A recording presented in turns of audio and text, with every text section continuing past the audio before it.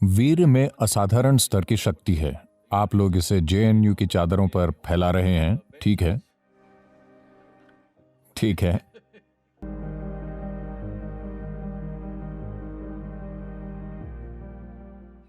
नमस्कारम सद्गुरु। मैं जानना चाहता हूँ कि जब कोई छात्र कॉलेज में कदम रखता है तो अचानक उसे भारी मात्रा में अश्लील सामग्री मिलती है जो अब तक उससे बहुत दूर थी और उसे मज़ा आता है। जैसा कि हमने कहा कि वो पृथ्वी पर स्वर्ग का अनुभव करता है और हमने उन लोगों के नए नाम भी रखे हैं जो बहुत ज़्यादा हस्तमैथुन करते हैं। हम कभी कभी ऐसा बहुत ज़्यादा करते हैं, तो हमें कैसे पता चलेगा कि ये कितना अच्छा या बुरा है? क्या आप हमें हस्तमैथुन की सच्चाई बता सकते हैं?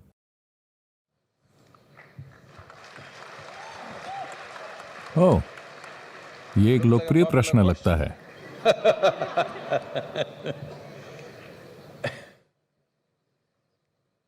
देखिए, हमारे पास एक शरीर है। हम इसे खुद से अलग नहीं कर सकते, ये मौजूद है। अच्छा ये होगा कि हम इसकी सच्चाई समझें। पर अभी दुनिया में समस्या ये है कि दुनिया के कुछ धार्मिक संस्थानों ने ये रवैया अपनाया है कि इंसान का शरीर ही गलत है। इस वजह से संस्कृतियों ने इसे छिपाना शुरू कर दिया।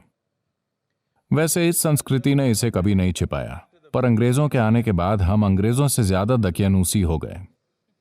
पर अगर आप उस समय से पहले के मंदिर देखें तो मंदिरों के बाहर की सभी कलाएं अश्लील हैं, अगर आप अश्लील कहना चाहें तो। पर हम उन्हें अश्लील नहीं कहते। हम सिर्फ इंसानी शरीर के विभिन्न आयामों की बात कर रहे हैं, क्योंकि हम इसे गलत नहीं मानते। हम बस इसे जीवन का बाहरी हिस्सा मानते हैं। अगर आप सिर्फ वहीं रहते हैं तो आप हमेशा भौतिक आयाम में रहेंगे, आप कुछ और नहीं तलाशेंगे। तो मंदिर में हमेशा ये बाहर होता है। आपका काम है इसे देखना और समझना कि ये जीवन की बाहरी चीज है और जीवन की गहराई में जाने की कोशिश करना, पर साथ ही इसे नकारना नहीं, न इसका महिमा मंडन करना, न ही इसे नकारना। यह सबसे महत्वपूर्ण बात है। पर आपके कॉलेज में इन चीजों को देखा जाता है, आपका इंटरनेट या जो भी।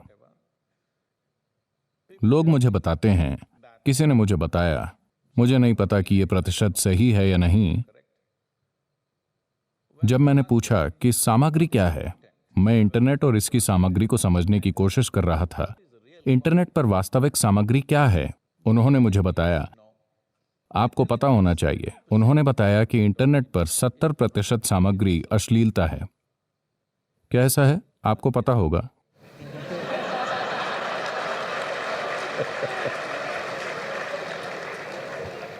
क्या कोई इस पर पीएचडी कर रहा है? उन्होंने मुझसे कहा 70%। मैंने कहा 70% अश्लील चीजों का होना गलत है और ये एक बीमारी है। अगर ये एक छोटा प्रतिशत हो तो ठीक है। 70% एक तकनीकी मंच पर जहां लाखों चीजें हो सकती हैं, दुर्भाग्य से वहां अश्लीलता है। जीवन का सिर्फ जीव विज्ञान, ये बहुत दुर्भाग्यपूर्ण है, क्योंकि जब आप एक इंसान के रूप में आते हैं तो आपका शरीर आपके जीवन का मुख्य हिस्सा नहीं है, यह आपके जीवन का एक हिस्सा है। आपके दिमाग में इतनी क्षमता इसलिए है कि आपकी बुद्धि आपके जीवन का मुख्य हिस्सा बने, और अगर आप सचेत हो जाएं तो आपकी चेतना आपके जीवन का मुख्य हिस्सा बन जाती है। शरीर एक बैल का मुख्य हिस्सा है, ये उसके लिए ठीक है, वो बस यही जानता है। पर शरीर मानव जीवन का मुख्य हिस्सा नहीं होना चाहिए। ये हमारे जीवन का हिस्सा है, हम इससे इनकार नहीं कर रहे हैं। तो आपके जीवन के एक चरण में यह ऐसा होता है। एक 95 वर्षीय व्यक्ति अपने डॉक्टर के पास मेडिकल जांच के लिए गया। डॉक्टर ने पूरी जांच की और कहा, अरे बूढ़े जवान, आप 95 की उम्र के लिए बहुत अच्छा जी रहे हो, आपको कोई समस्या नहीं है। फिर बूढ़े व्यक्ति ने पूछा, डॉक्टर, पर मेरे यौन जीवन का क्या? तब डॉक्टर ने उसकी ओर देखकर पूछा, उसके बारे में सोचना या उसकी बातें करना? तो जीवन के कुछ चरणों में आप सिर्फ इसकी बातें करते हैं या इसके बारे में सोचते हैं। कभी कभी आप इसमें लिप्त होते हैं। ये जीवन के गुजरते हुए चरण हैं। आपके लिए ये किस हद तक जरूरी हैं, इसे आप सबसे अच्छा तय कर सकते हैं। पर साथ ही आप अपने शरीर को समझने के लिए यहां नहीं आए हैं। कम से कम आपको जीव विज्ञान में एमएससी करनी चाहिए थी। आपको एक तकनीकी संस्थान में जीव विज्ञान की खोज करके समय बर्बाद नहीं करना चाहिए। क्या इसका मतलब यह है कि आप में जीव विज्ञान नहीं है, आपकी शारीरिक जरूरतें नहीं हैं? आप में हैं, ये ठीक है, पर इसे आपका बाहरी हिस्सा होना चाहिए, न कि आपके जीवन का मूल हिस्सा, क्योंकि इससे आप में एक कमी आ जाएगी। आप एक प्राणी थे जो पूरी तरह से शारीरिक था, फिर आपका विकास हुआ और अब आप में शरीर से परे अपनी खुद की बुद्धि है। देखिए, जानवरों की बुद्धि सिर्फ उनके शरीर के लिए काम करती है। भोजन कैसे पाया जाए, अपना साथी कैसे पाया जाए, यही उनका पूरा जीवन है। अगर मानव बुद्धि भी इसी तरह काम करे तो आप विकास की प्रक्रिया के खिलाफ जा रहे हैं। आप वापस जाने की कोशिश कर रहे हैं, विकास की प्रक्रिया को पीछे ले जा रहे हैं। यह जरूरी नहीं है। इसका मतलब ये नहीं है कि आपके पास शरीर नहीं है। शरीर की अपनी जरूरतें हैं, जैसे कि शारीरिक भूख है, वैसे ही कामुकता है। आपको इसे किसी तरह से पूरा करना है, पर किस हद तक, ये आपको चुनना है। पर निश्चित रूप से यह आपके जीवन का मुख्य हिस्सा नहीं होना चाहिए, क्योंकि आप अपनी बुद्धि और चेतना को मुख्य हिस्सा बनाने की विकास योजना को पीछे ले जा रहे हैं। इसके बजाय आप अपने शरीर को मुख्य हिस्सा बना रहे हैं।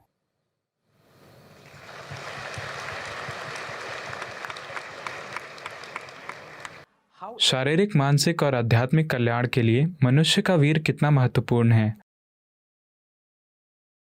क्या वीर्य को बर्बाद करने से हमें आध्यात्मिक नुकसान हो सकता है? spiritually.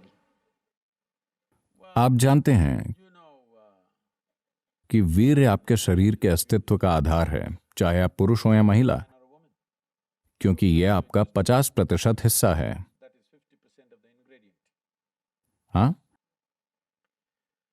हमारे पास त्वचा है, हमारे पास कोशिकाएं हैं, हमारे पास बाल हैं, हमारे शरीर के कई अन्य पहलू हैं, दिल, लिवर, किडनी, बहुत सी चीजें हैं।